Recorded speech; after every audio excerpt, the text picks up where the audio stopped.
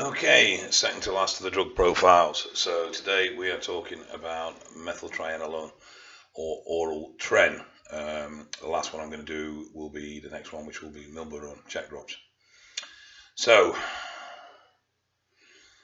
this stuff is pretty funky stuff. Its antibiotic to anhydronic ratio is 12,000 to 30,000 over 6,000 to 7,000. So as you can see, this is particularly powerful stuff.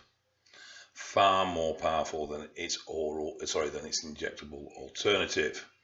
Half-life is around 6 hours, but detection time, this is a difficult one. We don't know. There were some studies done on this stuff about 1965 to 69. It was withdrawn as a medication prior to 1970, so basically human studies don't really exist. There were a few done by the University of Bonn in Germany. And however, looking at how testing is done, testing for metabolites, generally in urine, is the most effective way to detect usage. This stuff is particularly resistant to metabolism by the body. So as a result, this is going to extend its detection time. It's one of the reasons why trenbolone acetate has a 4 to 5 month detection time. But at the same time, orals are generally quicker to clear the system. So this stuff is more resistant to metabolism than pretty much anything else that you can use, but it is an oral. So I'm going to conservatively say 3 to 6 months. That's just an educated guess, I'll be honest with you. But looking at how testing procedures are drawn, how this drug metabolizes and everything else, I think that would be a reasonable period of time.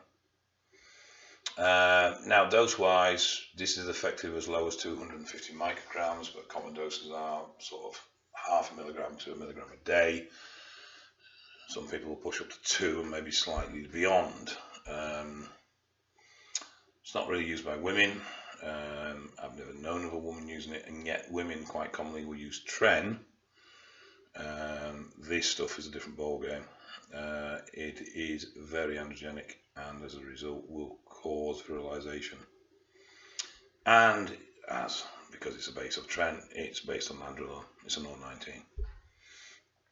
Now, you can't just think of this as oral tren. The alkylation of this has made it a completely different drug.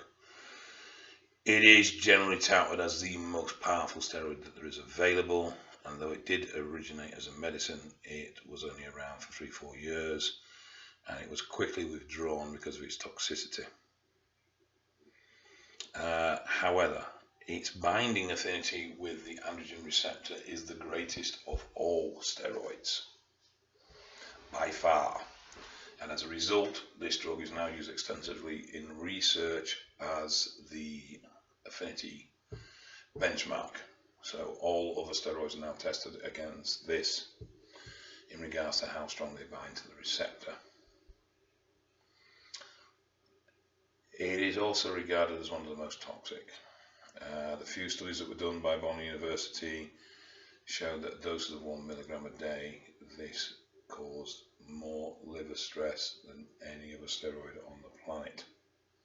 The reason being, it is so difficult to metabolize, which means it stays active in your system for longer, but also means it does more stress, more damage, particularly to the liver.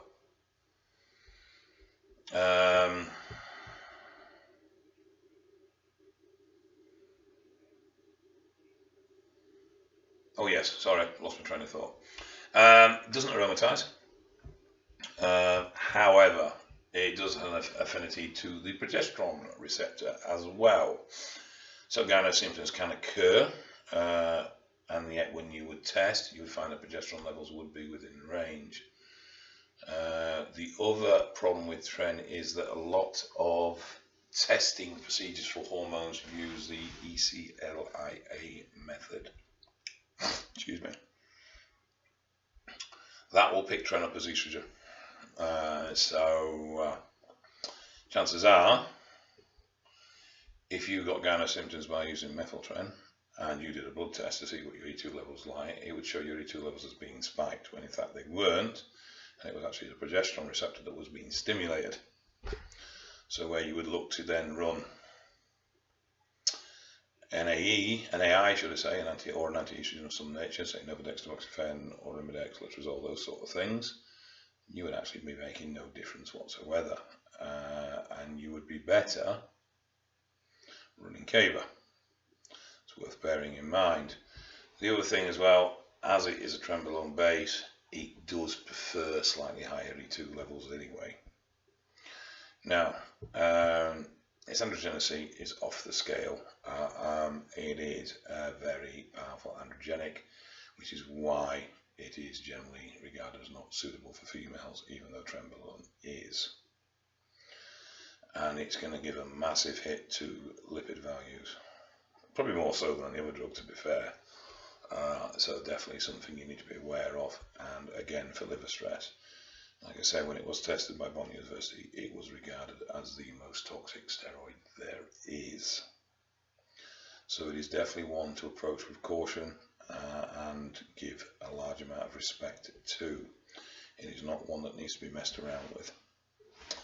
Now, that is it. I will do Milborone or check drops next, and then I'm moving on to orals. I will do, obviously, start with testosterone. I am not going to do little profiles for every individual frigging ester. So what I'll do is I'll group them all together and try and cover them all in one hit. Once I've done the basic injectables, I will go through PCT drugs, ACG, Clomid, Novodex. I will go through AIs, finasteride, anti-aromatase stuff, 5-alpha reductase blockers. I will go through anything else I can think of on auxiliary drugs. And then I may, I'm not promising, look at SARMs and peptides, growth hormone and insulin. I'll probably do growth and insulin first. I'm not so sure about SARMs and peptides because I'll be honest, they are my weaker subjects. So if I have the time to do the research and push my knowledge up on them, I will gladly give you a review. Otherwise, I may just well leave them alone rather than give you information that's incorrect. So that's it for now, and I'll speak to you guys soon.